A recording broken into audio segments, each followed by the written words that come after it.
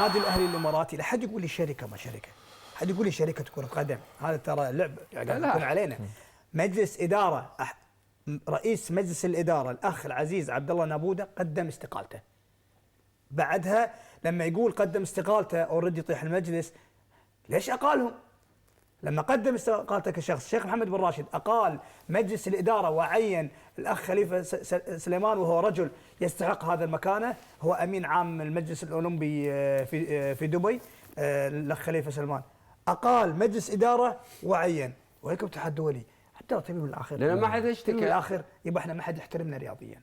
الاتحاد الدولي اللجنه الاولمبيه الدوليه ما يحترمونا. ما يحترمونا ليش؟ لان احنا مو على قلب واحد. لو كنا على قلب واحد سيده ويا بعض ما حد يقدر يتلاعب. تعال شوف الوضع اللي قاعد يصير، شوف الرسائل اللي قاعد تجينا، ما يمدي وزير يدز رساله وراها بدقيقه يردون علينا.